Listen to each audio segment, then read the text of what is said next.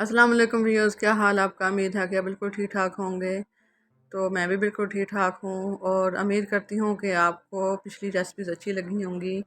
और आज जो मैं आपके लिए रेसिपी लेके आई हूँ वो नहायत ही मज़ेदार, शानदार और शादियों में बहुत शौक़ से खाई जाती है, दावतों में बहुत शौक़ से बनाई जाती है। वो है स्टीम रोस्ट की रेसिपी। चिकन स्टीम रोस्ट की रेसिपी बताने लगी हूँ मैं आपको। तो स्टीम रोस्ट बनाने के कई बहुत से तरीके हैं, लेकिन जो मैं आपके साथ शेयर करती हूँ वो ये है, तो आप नोट फरमाते जाएं। तो चलें स्टार्ट करते हैं। ये मैंने 2 kg ले लिया है, चिकन ले लिया है। इसके मैंने 8 पीस करवा लिए थे, उसमें से कुछ लेग पीस भी हैं।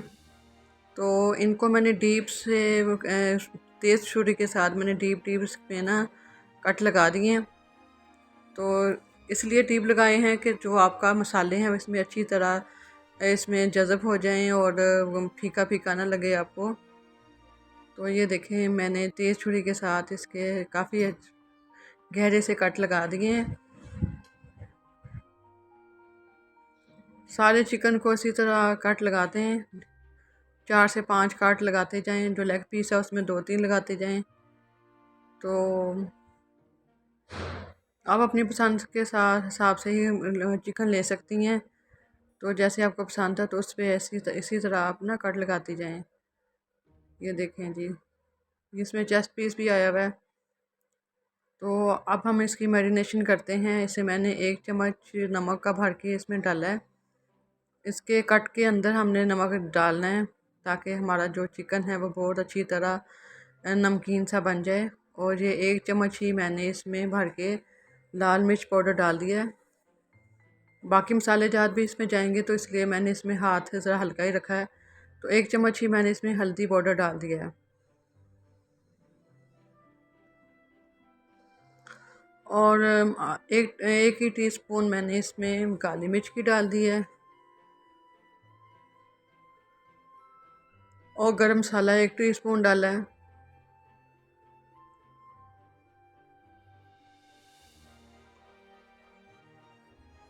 मसाले आप अपनी पसंद के हिसाब से कम या ज़्यादा कर सकती हैं, लेकिन ये बिल्कुल परफेक्ट थे।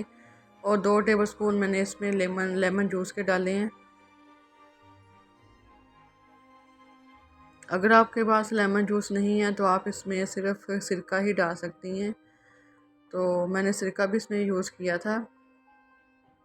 तो ये मैंने अदरक पाउडर था मेरे पास, मैंने फ़्रेश नहीं लिया, इसमें मेरे पास अदरक पाउडर था, वो भी मैंने इसमें डाल दिया है। अच्छी तरह डालने के बाद मैंने इसको कर लिया है मिक्स।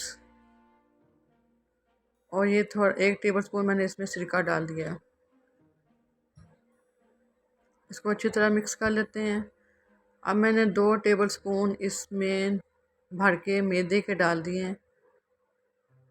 आपने मैदा छान लेना है और छानने के बाद इसमें 2 टेबलस्पून भर के इसमें डाल देने हैं। अगर आपको थोड़ा सा मैदा कम कम लगे तो आप इसमें 3 टेबलस्पून भी डाल सकती हैं कि आपका चिकन जो है वो खाली खाली ना रहे। और मैंने 1 टेबलस्पून इसमें मैंने तिल डाल दिए हैं। तिल तिल वाला बनाएंगे हम, बहुत ही मज़ेदार बनता है।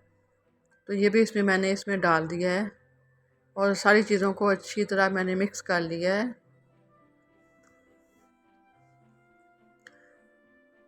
मिक्स करने के बाद मैं इसको 3 से 4 घंटे के लिए फ्रिज में रख दूँगी ताकि ये अच्छी तरह इसके जो नमक और मसाले जो हैं इसमें इसका फ्लेवर इसमें आ जाए। 4 से 5 घंटे काफ़ी होंगे। अब मैंने कढ़ाई ली है, कढ़ाई में मैंने ऑयल डाला है और उसको अच्छी तरह मैंने गर्म कर लिया है। और इसको एक एक पीस उठाया मैंने और उसको मैंने मीडियम फ्लेम में इसको फ्राई कर लिया है।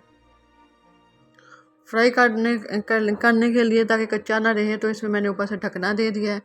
और इसको मैंने फ्राई की है तकरीबन 6 से 7 मिनट मैंने अच्छी तरह इसको फ्राई के लिए। आप देख सकते हैं इसका कलर कितना खूबसूरत आया है, माशाल्लाह से बहुत ही खूबसूरत इसका कलर आया है। ये देखें, खाने में बहुत लजीज था। और इसको मैंने पलट के फिर इसको ढक दिया है। इसको पलटते जाएं तकरीबन 2 से 3 मिनट के बाद फिर पलटें इसको, जब तक आपको ये महसूस ना हो कि ये बिल्कुल अंदर से गल गया है।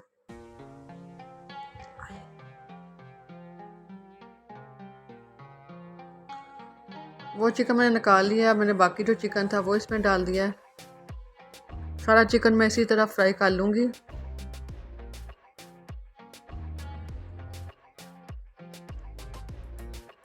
اسی طرح آپ نے اس کو بھی پلٹتے جانا ہے۔ تل آپ کے بالکل بیچ میں لگے ہوئے ہیں، بالکل نہیں اترے، تو اسی طرح آپ نے بہت زیادہ میدا نہیں اوپر لگانا، تو ہلکا ہلکا میدا لگا کے اس کے اوپر تل چھڑک دینے ہیں۔